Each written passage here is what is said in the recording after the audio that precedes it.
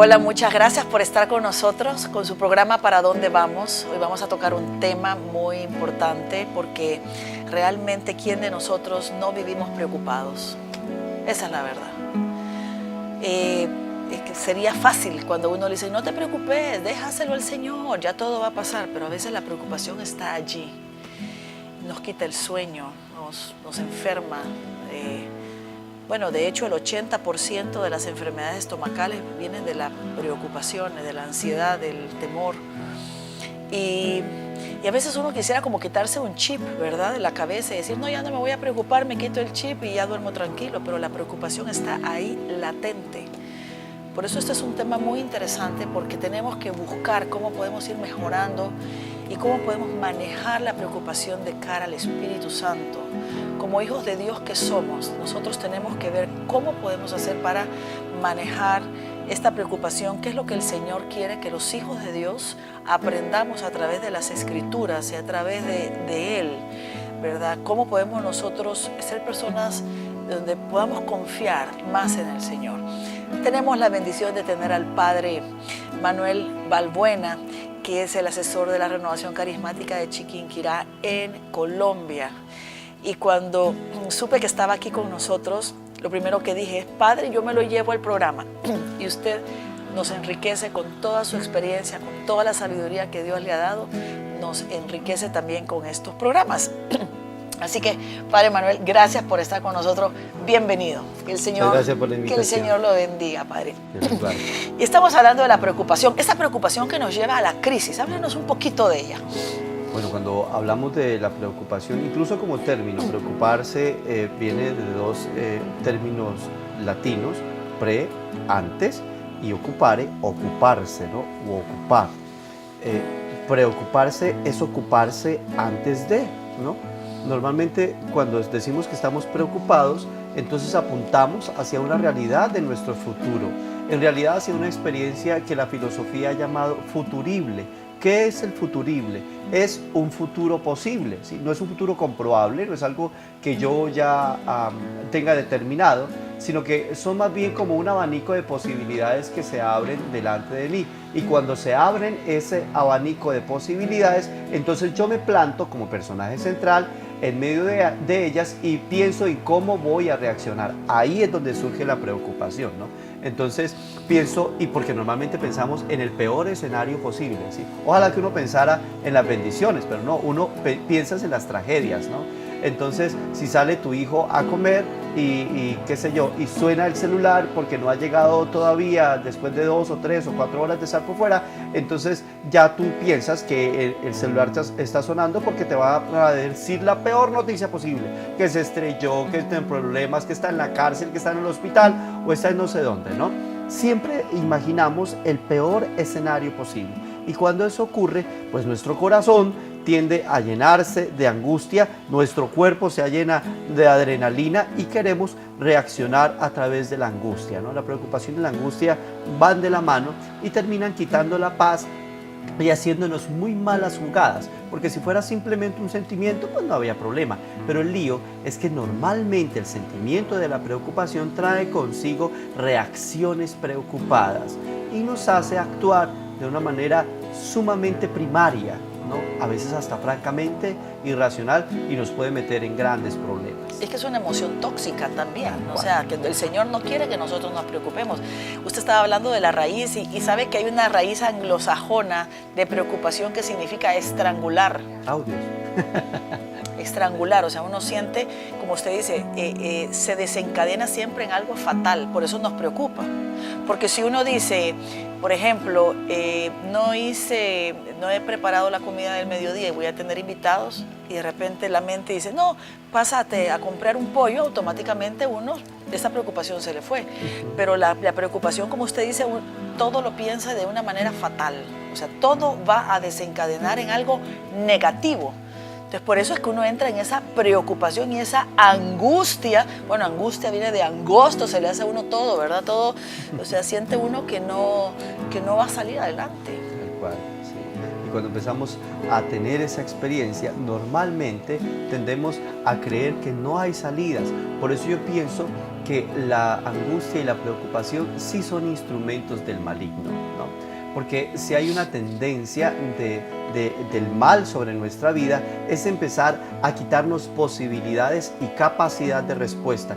Yo siempre he pensado en el maligno como en aquel que es capaz de colocarte en un cuarto, ¿sí?, y empezar a cerrarte sistemáticamente todas las ventanas y todas las puertas para que aun cuando afuera esté siendo un día muy luminoso, al cerrar todas las entradas de luz, tú caigas en una experiencia de suprema oscuridad, ¿no? Justamente eso es lo que propicia la preocupación. Empieza a oscurecer el ambiente, empieza a colocar unas nubes bien negras en tu horizonte para que tú dejes de visualizar la respuesta, para que dejes de ver el panorama con toda la pictografía que Dios está trazando delante de ti, para que ya no veas el lienzo multicolor que Dios coloca ante tus ojos y te fijes simplemente en esa experiencia de blanco y negro que tienes delante de ti, ¿sí? Y cuando eso pasa, cuando miras la vida bajo una realidad simplemente monocromática, te quedas sin respuestas y se te paraliza el corazón, te llenas de pavor y ya no sabes hacia dónde reaccionar. Entonces en la preocupación no está Dios. O sea, cuando entra la preocupación en una persona hay una ausencia de Dios, ¿verdad? ¿Y por qué? Porque entonces Dios no tiene nada que hacer en esto. Ya, o sea, lo he sacado de mi entorno, lo he sacado de mi, ¿cómo es que se llama? De mi contorno. Y la verdad, algo curioso, que de todos los seres vivos, solo el ser humano se preocupa. Tú nunca vas a ver a un conejo pues con una crisis existencial, no, ¿sí? No lo vas a ver en el psiquiatra, no. Ningún animal. O sea, de todos los seres vivos, solo el ser humano se preocupa. Y es una enfermedad, se puede llegar a tornar una enfermedad, ¿no? ¿Cuántas veces has encontrado en tu camino a gente deprimida, a gente paranoica, ¿sí?, francamente ya con una psicopatía, ¿sí?, a causa de haberle dado mucha autoridad a ese tipo de sentimientos, de emociones sobre su vida, hasta perder el control de sí mismos, ¿no?, hasta perder el sentido de su historia y empezar a rubricar sobre su existencia las letras más negras, más torcidas y más nerviosas que uno pueda imaginar. Esa experiencia es la que sufre Saúl, ¿no? Es curioso ver a Saúl que en un momento dado de su vida quiere ofrecerle al Señor un sacrificio antes de entrar en batalla, pero el Señor le ha pedido a Saúl que espere a Samuel, que es el legítimo oferente del sacrificio. Pero cuando tarda Samuel, entonces Saúl empieza a angustiarse, cae en preocupación y, movido por la preocupación, termina él ofreciendo ilícitamente el sacrificio. Y cuando eso pasa, cae en menosprecio delante del Señor. ¿Por qué? Porque ya no hace lo que el Señor quiere, sino lo que su preocupación le dicta, ¿sí? ¿Cuántas veces no habremos obrado así? ¿Cuántas veces no habremos perdido la paz y habremos dañado el plan de Dios por nuestros extremismos, por nuestra inmediatez, por nuestra incapacidad para esperar los planes, los proyectos y los momentos de Dios? Ese es un punto muy importante y esa es una pregunta que creo que valdría la pena que usted se hiciera hoy. ¿Cuántas decisiones hemos tomado producto como consecuencia de una preocupación? Y hemos torcido y dañado el plan de Dios, simplemente por no saber esperar el tiempo de Dios y no confiarle al Señor nuestra preocupación. Porque también la preocupación, como no tiene límites, no respeta edades. A mí me impresiona, padre, cómo ahora jovencitos, niños pequeños padecen de úlceras, de gastritis y de un montón de cosas por la preocupación. Cuando se supone que un niño no debería de preocuparse más que de, si está estudiando, de sus estudios, ¿verdad? Pero la preocupación no conoce límites y la preocupación también se puede volver un estado de vida, un estilo de vida, o sea, preocuparse por todo. Así es. Y sí, definitivamente es un flagelo que está acompañando mucho a nuestros muchachos y los acompaña por una realidad, porque nuestros muchachos hoy en día están imbricados en todo el proceso de las redes sociales, ¿no? Entonces tienen la honda necesidad de saber cómo aparecer, dónde aparecer y de ser lo suficientemente atractivos, entre comillas, para las personas que viven a su alrededor, particularmente para sus coetáneos, es decir, para otros jóvenes, y como están en su proceso de identificación, quieren llegar a engranar en ese mecanismo, ¿no? El problema yo creo que es justamente eso, las ganas de engranar, ¿no? Las ganas de empalmar bien, de quedar bien puestos en el lugar, de armonizar.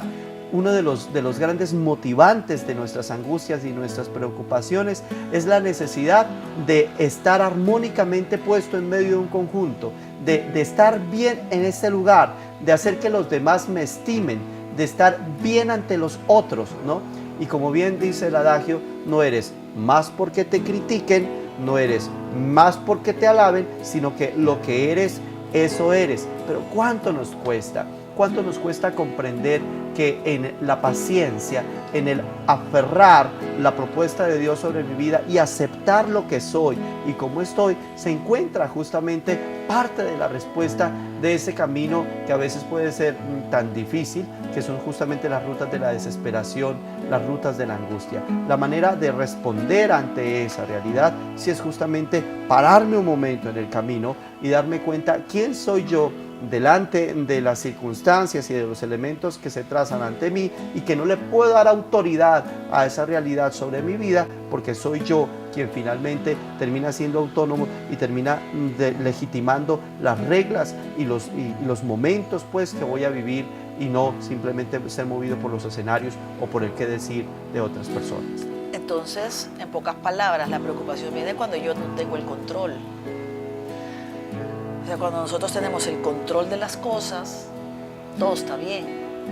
Pero cuando sentimos que estamos perdiendo el control de las cosas, es cuando entonces viene la preocupación.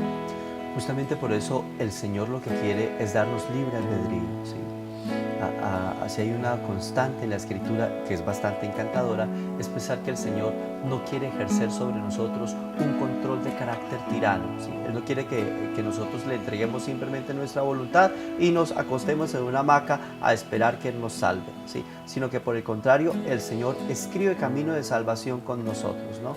El Señor gusta de tomarnos de la mano y ampliar la ruta, hacer itinerario completo con nosotros para volvernos autodeterminados. Es lo que justamente hace con Adán. Cuando el Señor coloca a Adán en el jardín del Edén y le muestra todos los árboles del campo, le dice, puedes comer de todos los árboles del jardín, ¿sí? Incluso le dice que ahí está el árbol de la vida, ¿sí? Y no le dice que no puede comer de él. La Escritura nunca dice eso. Así que Adán podía tomar del árbol de la vida, podía tomar del árbol de la eternidad y de la inmortalidad. Y le dice, te hago consecuente, solamente te pido que no tomes del árbol, del fruto del árbol del bien y del mal, ¿sí? Porque si comes de ese árbol, ciertamente morirás. El Señor es sumamente consecuencial, ¿sí? ¿Para qué? Para hacer a Adán autodeterminado, para darle a Adán carta de ciudadanía, para declararlo adulto, ¿sí? No para que se preocupe por el árbol del bien y del mal, sino por el contrario, para que abrace todo el resto que el Señor le está entregando, ¿sí? Qué hermoso es aprender a abrazar las totalidades en Dios, porque otra fuente de la preocupación es justamente esa, ¿no? Empezar a fijarme en lo que hace falta, ¿sí?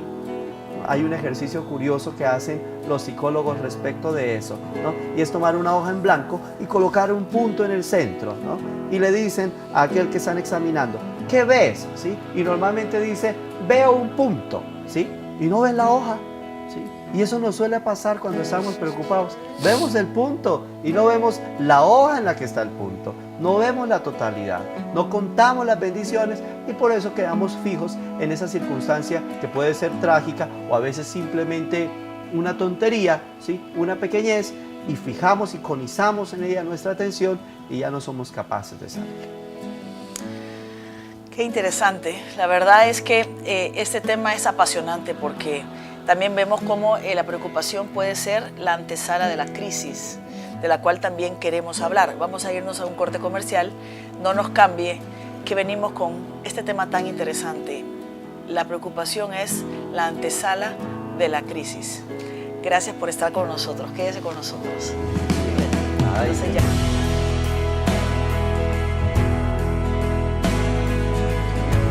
Gracias por estar con nosotros. Hoy estamos con este tema tan real que yo creo que no hay nadie que no podamos experimentar, y es la preocupación. Hemos estado hablando con el Padre Manuel sobre la preocupación y yo le comentaba que la preocupación es como el perro cuando se ensaña con un hueso. Y el perro tiene este hueso y cuando alguien se le trata de acercar, le gruñe porque no quiere soltar el hueso, escarba, entierra el hueso, se va, regresa, desentierra el hueso, sigue jugando con el hueso, va a otro lado, vuelve a escarbar, vuelve a meter el hueso, lo vuelve a enterrar, después lo vuelve a sacar, y aunque el hueso está todo lleno de hojas y lleno de tierra, pero él sigue ensañado con el hueso. Y eso es lo que nos pasa con la preocupación. Le damos vuelta y vuelta y vuelta, y por más que queramos estar en otras cosas, volvemos a pasar. Incluso el padre lo decía también en la primera, antes del corte comercial, y decía que también es como cuando un hijo no nos contesta el teléfono, es de noche, está en una fiesta, lo estamos llamando, no nos contesta, y empezamos a pensar lo peor, el esposo que no ha llegado a casa, ¿verdad? Y ya pensamos en lo peor, ¿verdad? ¿Por qué? Porque la preocupación nos lleva a esto, siempre a pensar en un desenlace negativo. Si no, no nos preocuparía, si todo es bueno. ¿Y de dónde viene esto? También porque vivimos en un ambiente donde todo está lleno de malas noticias, todos son malas noticias, todos son crisis. O sea, en un periódico lo único que hablamos es cuántos muertos, todos son malas noticias, ¿verdad? Y no leemos las buenas noticias del Evangelio, no nos llenamos de las cosas buenas de Dios. Entonces nuestra mente se ha vuelto negativa, fatalista, nos hemos vuelto fatalistas, y por eso la preocupación se ha convertido en parte de nosotros. Dicen que los medicamentos que más se agotan en las farmacias son precisamente los antidepresivos para los nervios y todo eso. ¿Por qué?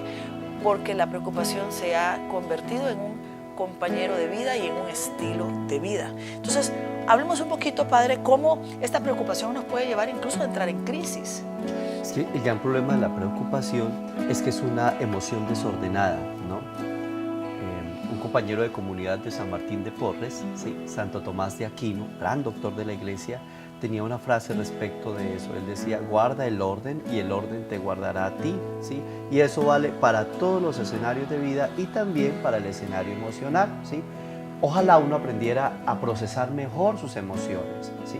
La preocupación surge de una falta de procesamiento lógico de las emociones, ¿no? Aprender a colocar cada cosa en su lugar.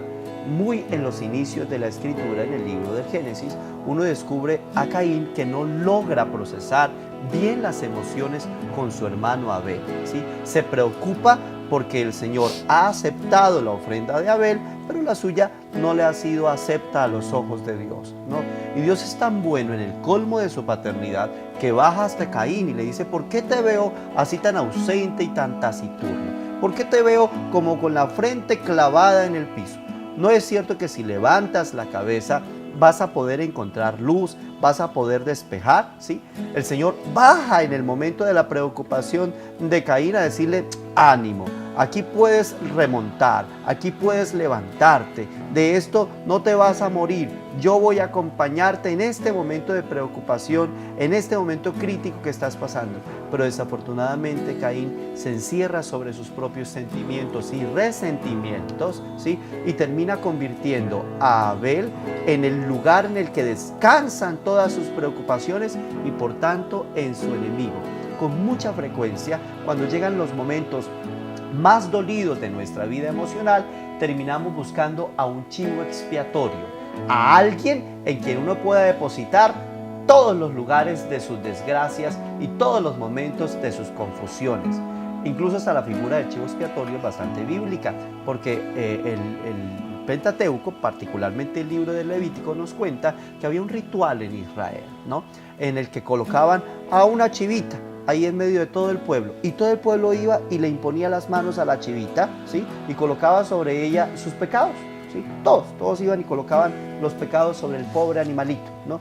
Y después de que todos habían impuesto las manos sobre él, entonces el sacerdote lo consagraba al demonio del desierto, a Azazel, y lo enviaban al desierto a que se muriera allá, ¿sí? Diciendo con ello que con la chivita se iban a morir las preocupaciones. Ojalá fuera tan fácil, ojalá uno pudiera conseguir una chivita de esas, ¿no?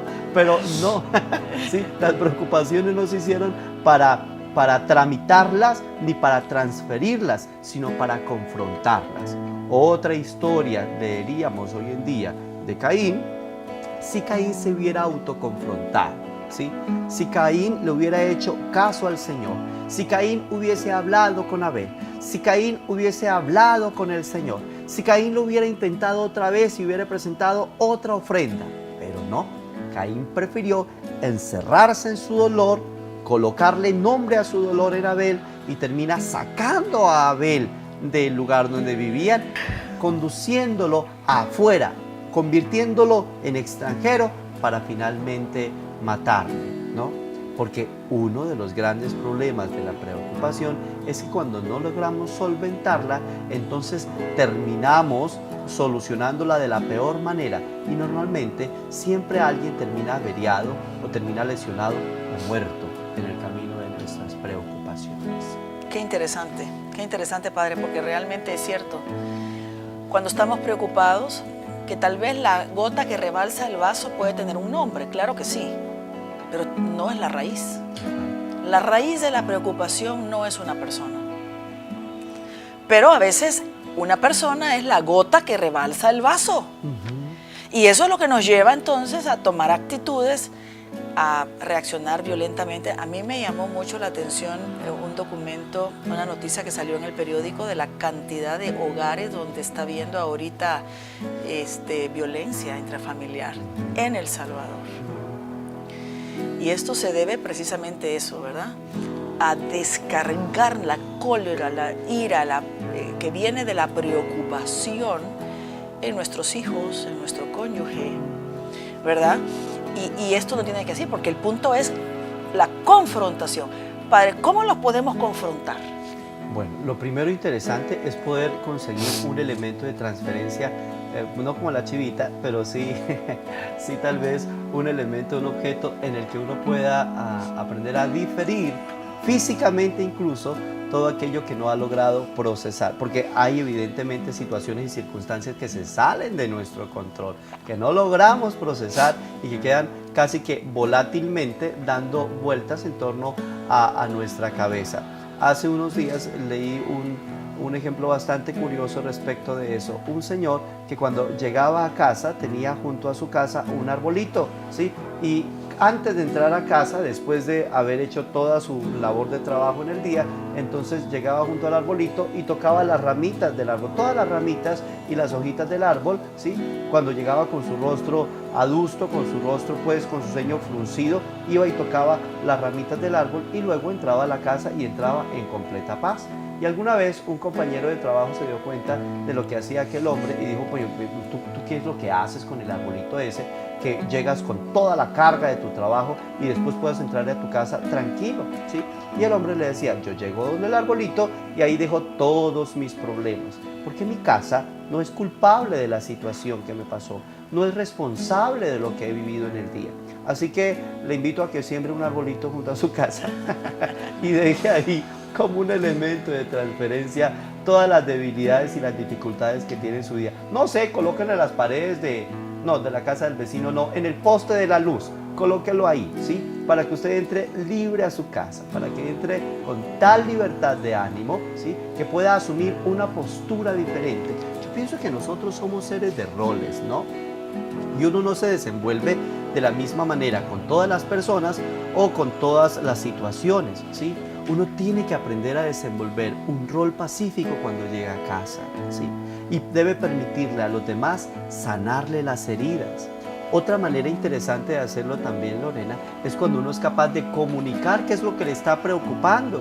Porque una de las grandes tonterías que uno comete es que cuando tiene el momento de la preocupación se encierra sobre sí mismo, ¿no?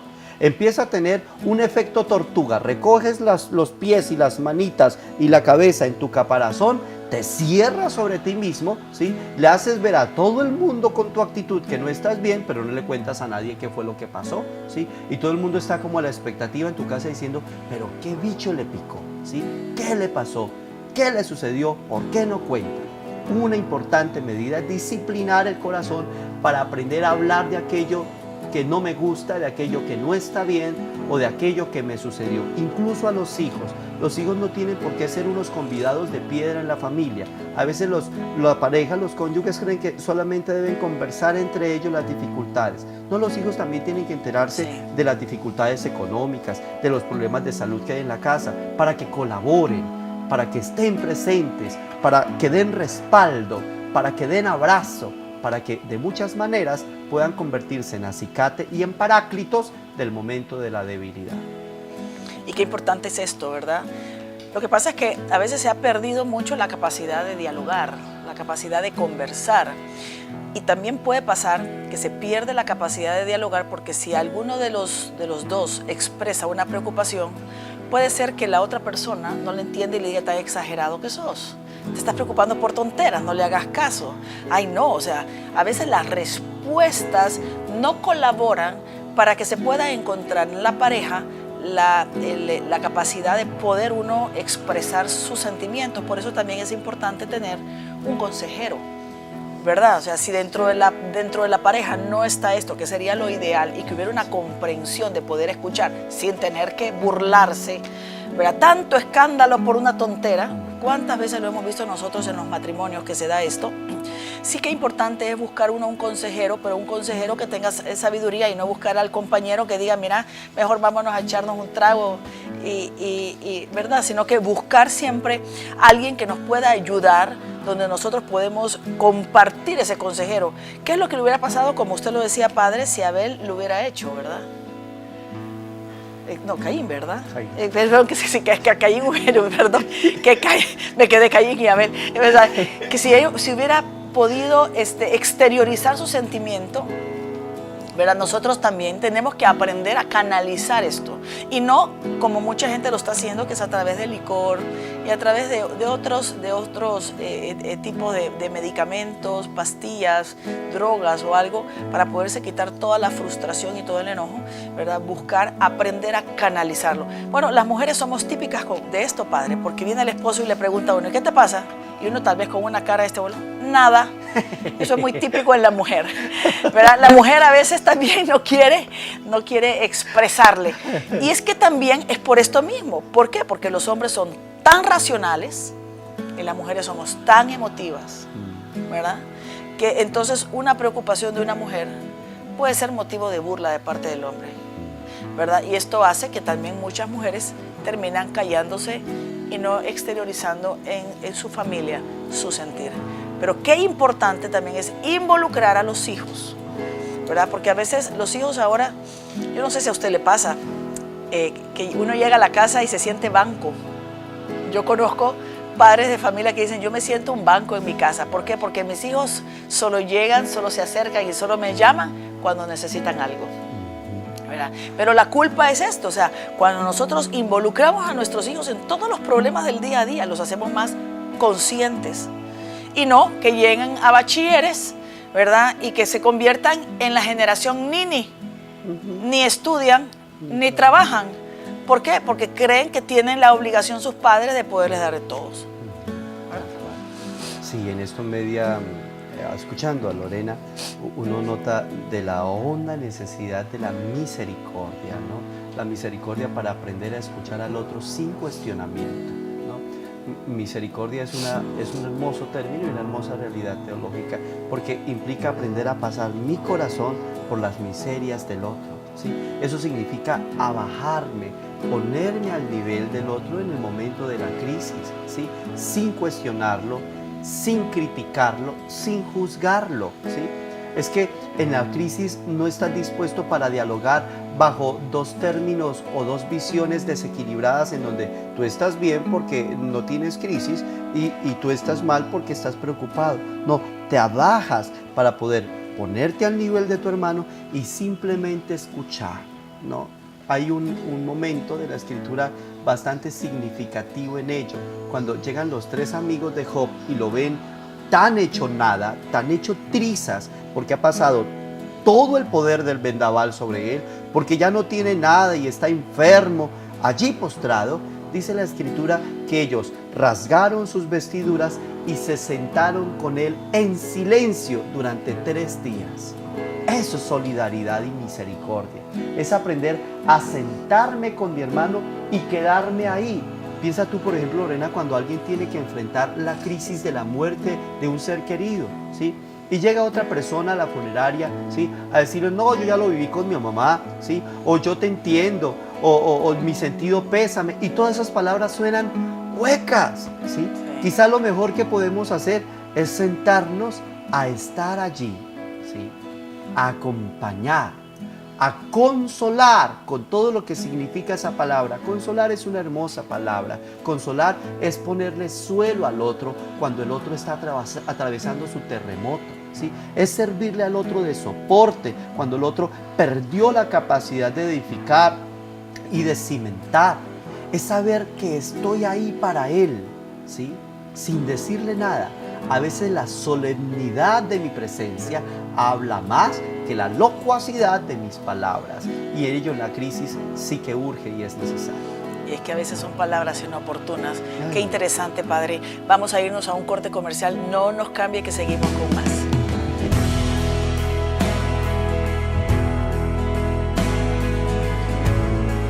Gracias por estar con nosotros. Estamos tocando este tema tan apasionante, tan real en nuestra vida, que es la preocupación.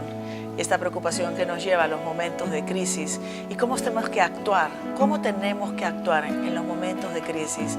Tanto en la crisis personal, que la verdad que uno no puede ni pensar, ni sentir, o sea, es un momento muy difícil, pero también cómo podemos nosotros reaccionar y acompañar a aquellas personas que están en crisis.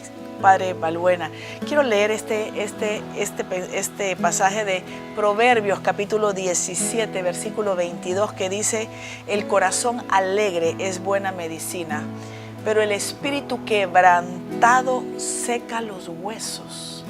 ¿Cómo lo interpreta usted? Mira, cuando uno entiende el poder de la alegría, comprende que la alegría es antídoto contra muchas penas, ¿no? Pero cuando permites que el dolor, que la tristeza empiezan a apoderarse de tu corazón, realmente reseca la vida, ¿sí? Y es curioso porque cuando una persona está triste, busca eventos y busca lugares que le entristezcan más. ¿Es cierto? Horrible. Entonces llega a la casa y cierra las ventanas, ¿sí? Apaga la luz, pone música bien triste, ¿cierto? Si ese día no está lloviendo, instala una manguera en la ventana para que le llueva a él, ¿sí? Y de esa manera pueda estar más triste todavía, ¿sí? ¿Por qué la gente toma? ¿Por qué la gente se acerca a las bebidas alcohólicas? Para sumirse en un mayor estado de tristeza. Alguna vez leí en un graffiti de Bogotá una frase que me cuestionó bastante. Decía, yo bebo para ahogar las penas, pero las desgraciadas aprendieron a nadar, ¿cierto? Y es cierto, las penas no se ahogan en el licor, las penas no necesitan una salida secundaria, sino que deben ser confrontadas y se afrontan justamente con el espíritu de la alegría que engendra la esperanza necesaria para saber encontrar respuestas en medio de esa vorágine de situaciones y de ese desconcierto de eventos en los que a veces puede sumirse nuestra historia. Padre, las preocupaciones, una de las preocupaciones más grandes, estaba tratando de hacer como una lista de qué nos preocupa, ¿verdad? ¿Verdad que nos preocupa? Una de las cosas que nos preocupa mucho es la situación económica, ¿verdad? El no llegar a fin de mes, por ejemplo, el no poder cubrir las necesidades primarias de una familia. Esa es una de las cosas que nos preocupa. Otra de las preocupaciones, como decíamos al principio, es cuando uno no tiene el control de las situaciones. O sea, cuando es muy tarde, no llegan los hijos, no llega el esposo, ¿verdad? Otra de las preocupaciones grandes también es cuando un ser querido se ha enfermado, ¿verdad? Cuando alguien que es tal vez el pilar de la casa está enfermo.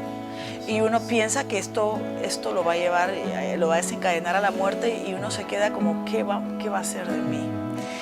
¿verdad? ¿Cómo entra Dios en todo esto, Padre? O sea, ¿cómo pudiéramos nosotros, cómo podemos superar, ¿verdad? ¿Cómo le podemos decir, mejor dicho, a las personas que nos están escuchando, cómo podemos superar la preocupación con la ayuda de Dios? ¿Cuál es el antídoto de la preocupación? Yo creo que cuando uno está afrontando el momento más complejo de la preocupación debe ser abrazada, ¿sí? Es que el lío es que nosotros, delante de la situación que nos preocupa, normalmente lo que hacemos es rehuir, ¿no? Y reconcentrarnos en nosotros mismos. La situación se hizo para abrazarla, para acogerla. Justamente por eso es que es tan importante hacer una relectura de la crisis. Crisis es una palabra griega, ¿sí?, que significa examen, evaluación. Cuando el Señor te regala una crisis, te está evaluando, ¿sí?, a ver de qué material es que estás hecho. Dice el apóstol Pablo que todos tendremos que pasar por el fuego y vamos a notar cuál es la sustancia que prima, cuál es la sustancia esencial en nosotros. Si somos de heno, si somos de paja, si somos de madera, pues nos vamos a quemar, ¿sí? Pero si somos de oro y de piedras preciosas, vamos a salir sin escoria, vamos a salir purificados. Y nosotros sabemos de qué material nos compuso el Señor, porque el Señor no crea basura, ¿sí? No. Y cada vez que el Señor hace un hijo de Dios, hace a alguien firme, a alguien poderoso en su historia, delante de las vicisitudes que puedan aparecer en ella. Por eso hay que aprender a leer la preocupación con ojos de evaluación. Señor, tú me estás evaluando. Tú estás mostrando tu poder sobre mí para levantarme por encima de esta dificultad, porque sé que esta dificultad no va a poder conmigo. Lo decían las abuelitas, bueno, no sé si ese adagio sea muy propio del Salvador, pero las abuelitas en Colombia solían decirnos: mijito, Dios aprieta, pero no ahorca. También ¿cierto? Aquí en El Salvador lo Qué decimos. bien, ¿sí? Sí. Hermosa sabiduría de las abuelas que siempre llena el corazón de una honda esperanza. Saber que más allá de la dificultad siempre se halla la respuesta de Dios, que estoy pasando por el momento del examen, que estoy pasando por el momento difícil, pero que ese momento difícil no va a terminar ahogando mis esperanzas, que aún delante de la muerte encuentro la respuesta esperanzada de la resurrección, porque el sepulcro ha quedado vacío y las esperanzas del creyente han sido saldadas con el poder de Cristo que se levanta de entre los muertos. La preocupación tiene que ir entonces, primero abrazarla, que significaría aceptarla, asumirla, descubrirla, revisarla, o sea, ¿qué me está preocupando? A mí me gusta mucho cuando dice la palabra: nunca he visto a un justo mendigando el pan. Amén. Esa para mí es una promesa del Señor. Cuando a mí alguien me dice, no sé cómo voy a llegar o me he quedado sin trabajo, algo, yo siempre digo, la palabra del Señor es tan clara que dice: nunca he visto a un justo mendigando el pan. El Señor siempre va a proveer. Tal vez no lo que uno quiere, pero nunca va a faltar nada. Entonces, al abrazar esta preocupación, ¿verdad?, es saber de dónde viene, por qué viene. Y también nos damos cuenta que son fantasmas mentales, porque la verdad que la mayoría de nuestras preocupaciones nunca se llegan a realizar, ¿verdad? O sea, ese desenlace caótico, ese desenlace que va a llevarnos a algo negativo, normalmente nunca pasa. Por eso este sacerdote amigo dice que su madre estaba agonizando, estaba ya muriéndose, y él la fue a ver, estaba acompañándola y le dijo: mamá, hay algo de la cual tú te quieras arrepentir antes de morir. Y entonces la mamá le dijo: sí, hijo, ¿cuántas noches sin dormir? Por situaciones que nunca pasaron, por preocupaciones que nunca se dieron. De eso me arrepiento. ¿Cuántas noches sin dormir? Yo tengo algo que a mí me ayuda mucho, fíjense, porque yo no sé por qué cuando uno está a medianoche, uno se levanta a medianoche con una preocupación y no puede dormir, en la noche son gigantes. Cuando uno está pensando son gigantes, yo tengo un papel y un lapicero en mi mesa de noche, y cuando estoy con esta preocupación, aunque sea oscura, yo escribo. Porque siempre digo que no se me vaya a olvidar que mañana tengo que hacer tal cosa. Y lo más curioso es que me he dado cuenta que el día siguiente, eso que a medianoche parecía ser un fantasma, porque la preocupación es que de las cosas más pequeñas hacemos que den grandes sombras, ¿verdad? Entonces me doy cuenta que son cosas tan tontas, ¿verdad? Pero el hecho de escribirlas en la noche a mí me ayuda a decir, ya quedó apuntado, mañana lo voy a revisar, ¿verdad? Entonces, realmente no, o sea, es la fe en el Señor, el abrazar la preocupación, el descubrirla, asumirla, confrontarla. Eso es lo que nos va a ayudar a poder salir de ella, ¿no? Amén, así es. Y eso último que has dicho, Lorena, es muy importante. Uno no puede seguir diferiendo la situación de la preocupación. Uno procrastina con sus preocupaciones. Parece que nos deleitáramos en ella, ¿no? Entonces, le damos vuelta a la situación, ¿sí? Pero no enfrentamos de una vez por todas aquello que puede convertirse en la respuesta. Parecemos como el chiquillo que sabe que está a punto de perder la materia, que tiene que estudiar, pero la preocupación le impide coger el cuaderno para ponerse a estudiar. Entonces prefiere ponerse a jugar Xbox, ¿no? Entonces, por ahí no va la cosa. No puede responder a la preocupación con el divertimento, ¿sí? Con el estar no concentrado, sino que por el contrario tiene que aprender a enrostrarla. Cuando uno ve a Jesús en el huerto de los olivos, sabe que el Señor está pasando el momento de mayor angustia. Podríamos decir que es el momento de la crisis de Jesús. Y es tan fuerte que aún físicamente, biológicamente se presenta en él con la sudoración de sangre, ¿no? Y sin embargo, el Señor no la dilata, sino que inmediatamente después de que se levanta del huerto, vienen a buscarlo sus perseguidores, los que van a convertirse en sus captores, y el Señor no se esconde, sino que dice, yo soy a quien buscan, ¿no? Y afronta el momento de la pasión diciendo, esta es mi hora, ¿no? Y cuando tiene que tomar la cruz, la abraza, ¿no? La carga, la porta, la lleva, porque hace parte de su historia, ¿sí? Uno tiene que aprender a asumir sus pequeñas tragedias o sus grandes tragedias como parte importante de la vida. Teresa del Niño Jesús, en ese bellísimo libro que es Historia de un alma, solía decir que el Señor muchas veces le regalaba postres, pero en el colmo de su amor también le entregaba ensaladas, ¿no? Con harto vinagre, para que pudiese conocer los distintos sabores de la vida, ¿no? El Señor no te va a llevar simplemente de dulce en dulce, ni de postre en postre, pues porque si no te convertirías en un diabético espiritual. No, el Señor también te entrega otros sabores, ¿sí? Otras texturas, para que a partir de esas texturas tú puedas verte enriquecido con el concierto pleno de la vida. El Señor quiere que lo saborees todo, por eso Él se hizo sabor de la existencia, porque por eso Él también lo saboreó todo, para que en todo pudieras encontrar un vestigio del paso de Jesucristo y una nueva manera de santificar la existencia.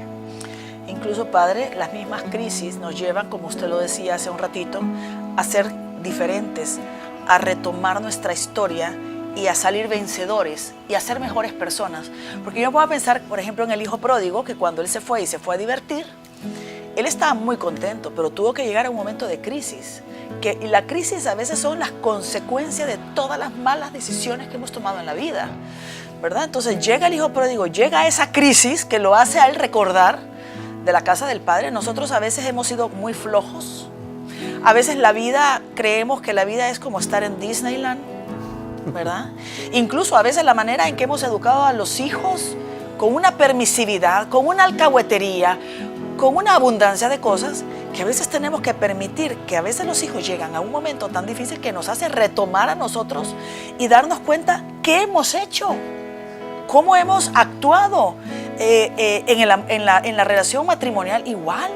A veces hay una dejadez en el matrimonio, a veces hay un abandono en la pareja, hasta que llega esa crisis matrimonial, donde llega un momento en que yo conocí a esta pareja cuando me dijo el esposo, después de haber perdonado muchas infidelidades de la esposa, y llegó un momento en que dijo, ya no más, le he permitido 1, 2, 3, 4 infidelidades, esto se acabó. Entonces llega un momento de esas crisis que nos sacuden, y que lo peor que podemos hacer es buscar siempre a un culpable, sino que tenemos que revisar, tenemos que interiorizar y decir, Señor, yo he fallado en esto. Pero como usted lo dice muy bien, y me encanta esa frase que usted dice, el Señor de las segundas oportunidades, y de las segundas, y de las terceras, y de las cuartas, y de las quintas oportunidades. Es el Señor que siempre nos está llamando y nos está invitando a retomar, a cambiar, a ser diferentes, a volver a empezar. No importa cuánto nos hemos caído, no importa la crisis por la que estemos pasando. lo más importante es saber que Él siempre tiene los brazos abiertos para recibirnos y para ayudarnos a recomenzar. Por eso yo les invito a que vamos a hacer una oración en este momento. Yo le invito a usted que cierre sus ojos, que incline su rostro y vamos a orar. Señor, yo quiero adorarte porque tú en nuestra historia todo lo has trazado con bondad. Yo quiero darte gracias, mi Señor, porque a nosotros nunca nos han pasado cosas malas. A nosotros nos han pasado cosas difíciles y de las cosas difíciles hemos salido crecidos y experienciados. Yo quiero adorarte, mi Señor, porque tú eres el Señor que responde a mi oración en medio de mis tempestades. No simplemente para guarecerme bajo la roca fuerte como hace la paloma, sino para enseñarme a tener plumas ágiles, mi Señor, plumas de águila que se levanten por encima de la tempestad y no pierdan el curso de su vuelo.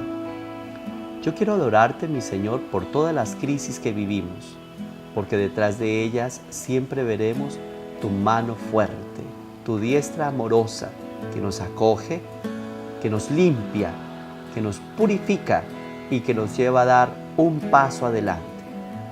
Yo quiero glorificarte por todo lo que mis hermanos están viviendo en este momento específico de su historia. Permíteles comprender, mi Señor, que esta experiencia hace parte del concierto total de historia de salvación, mi Señor, en el que tú has implicado a cada vida. Permítenos comprender, mi Señor, que todo tiene propósito y que en la medida en que sepamos hacer lecturas de fe de lo que nos estás entregando, vamos a tener una vida digna de ser vivida, digna de ser contada, una vida de héroe de evangelio, una vida, mi Señor, de confiado en tu gracia. Enséñanos, mi Señor, a abrazar tu propuesta para que después de todas las crisis comprendamos que tú sigues siendo el Dios de nuestras calmas, el Señor que sabe abrir florestas después del desierto, el amanecer después de las noches más oscuras.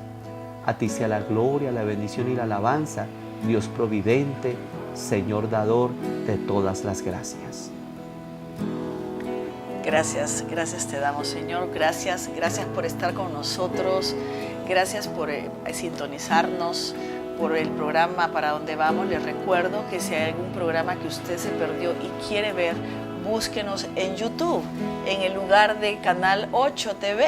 Ahí nos va a encontrar estos programas. Gracias, Padre, por habernos acompañado. Que tenga un bonito retorno a Colombia. Que el Señor lo bendiga, nos enriquece con todo su aporte. De verdad que es una gran bendición. Que Dios me lo bendiga. Gracias, Padre, por estar con nosotros. Y que Dios los bendiga y que sean felices haciendo felices a los demás. Que Dios los bendiga.